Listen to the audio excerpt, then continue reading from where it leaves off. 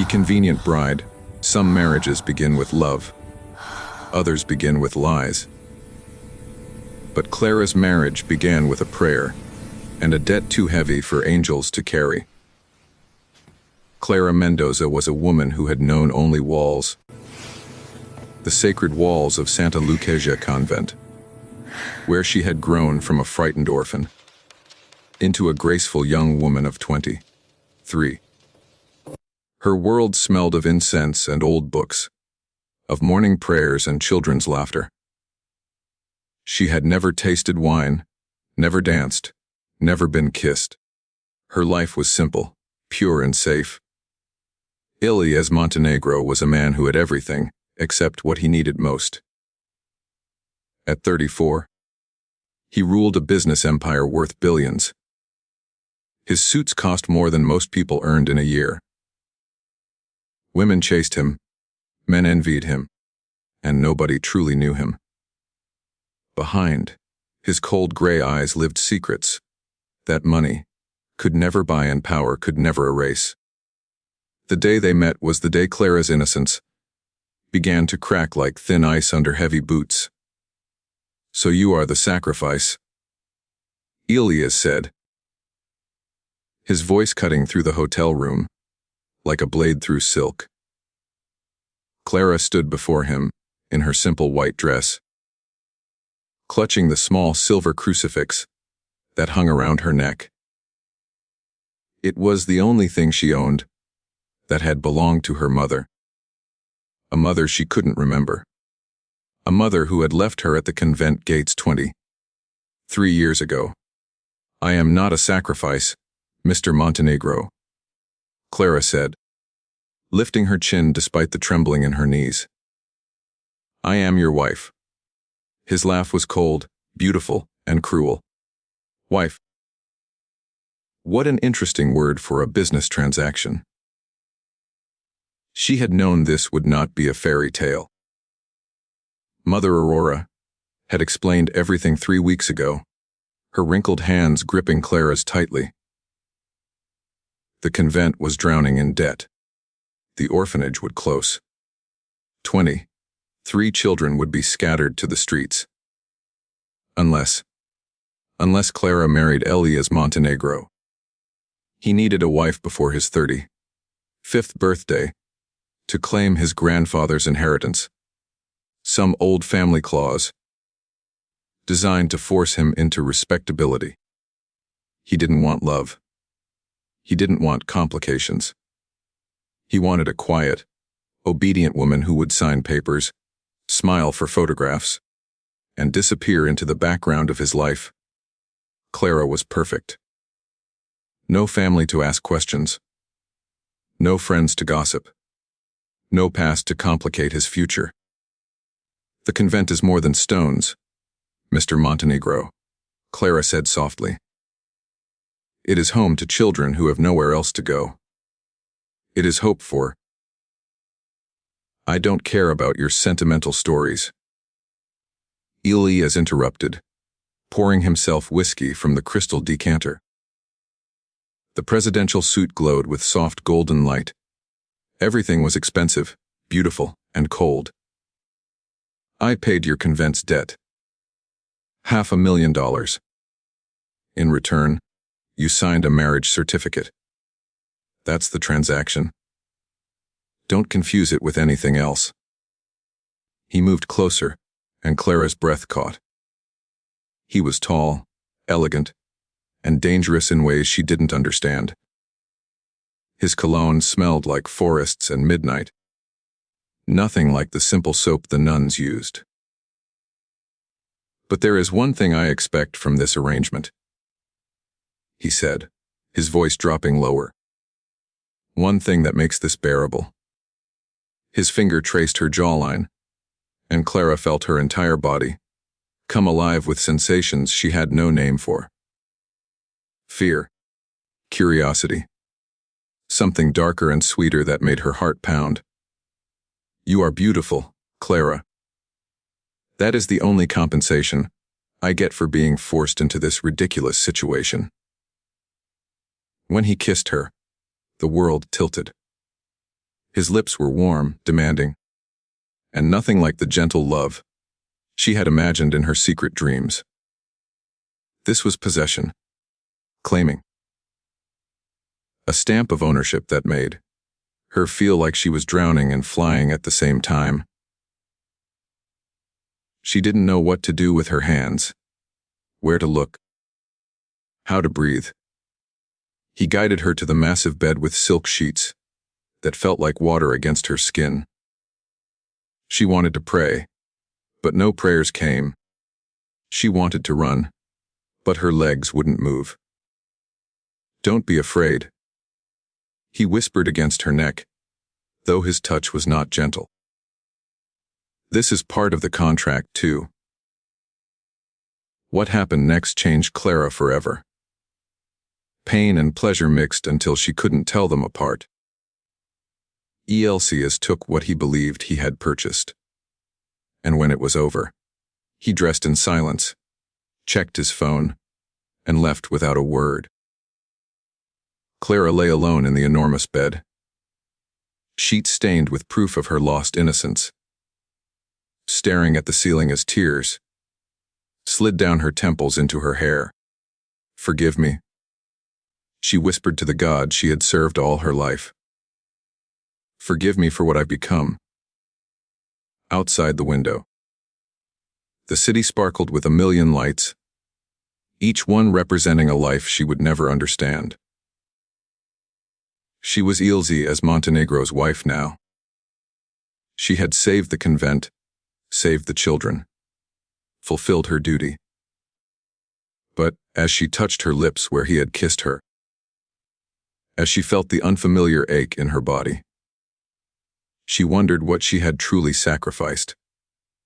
And in that moment, curled up alone in the darkness, Clara Mendoza realized that some cages are made of silk and gold, and some prisons have no walls at all. The secret growing inside. 6 weeks passed like a slow motion nightmare dressed in expensive clothes. Clara lived in Elias's penthouse, like a ghost haunting a museum. Everything was white marble and floor. 2 ceiling windows, designer furniture and abstract art that cost more than the entire convent. She had her own room. He made that clear the morning after their wedding night. Separate spaces. Separate lives.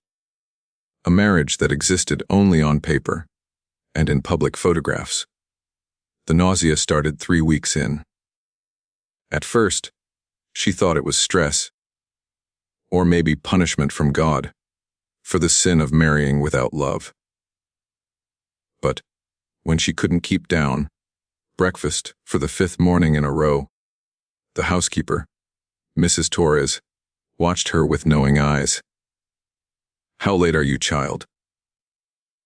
the older woman asked gently. Clara's hand flew to her stomach. I don't." But she knew. Deep in her soul, she knew. The doctor's office was quiet and smelled like antiseptic and fear. Clara sat on the examination table, paper crinkling beneath her, as the doctor smiled warmly. "Congratulations, Mrs. Montenegro. You're approximately 6 weeks pregnant. Everything looks healthy." The room spun. 6 weeks. Their wedding night. The only time Elias had touched her. She walked through the city in a daze, her hand protectively covering her still, flat stomach. Inside her grew a tiny life, half her, half him. A child created from a transaction, conceived without love, growing in a mother who had no idea how to be anything except an orphan and a nun's daughter. That evening, Elias came home late as always. He poured his usual whiskey, loosened his tie, and barely glanced at her.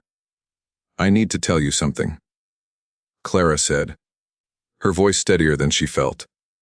"Make it quick. I have calls to make." She stood up, hands clasped in front of her, like she was about to recite prayer. "I'm pregnant." The glass stopped halfway to his lips. Silence stretched between them like a chasm. When he finally looked at her, his eyes were frozen steel. "How convenient," he said slowly, dangerously. 6 weeks into this arrangement, and suddenly you're carrying my hair. The words hit her like physical blows. "What are you suggesting? How do I know it's mine?" His voice was quiet, controlled, and devastating. "You could have had a boyfriend. A lover. Someone you planned this with." Clara felt something inside her crack, not her heart, but something deeper. Her dignity. Her worth. The last fragile piece of herself she had been trying to protect. "I was a virgin," she said, her voice breaking. "You know I was. You know what I gave you that night. People lie. People plan. People trap men like me for money all the time. It is your child," Clara whispered, tears streaming down her face. "Our child. The only time I have ever. The only man I have ever." But Elias had already turned away, grabbing his coat and keys. "Where are you going?" "Out. Away from this conversation." The door slammed, and Clara was alone again with her tears and her growing secret. Days turned into weeks. Elias avoided her completely, working late, traveling for business, treating her like furniture when they crossed paths. But something strange began happening. Something neither of them could explain. At night, Elias started having dreams. In them, he was a child again, maybe 5 or 6 years old, sitting in a garden filled with jasmine flowers. A woman with kind eyes held him, singing softly in Spanish, her perfume sweet and gentle. She wore a silver bracelet on her wrist, and when he cried, she kissed his forehead and promised everything would be all right. He would wake up gasping, that scent lingering in his memory like a ghost. And then one evening, he caught it. That exact same scent, as Clara walked past him in the hallway. He grabbed her wrist without thinking. "Your perfume."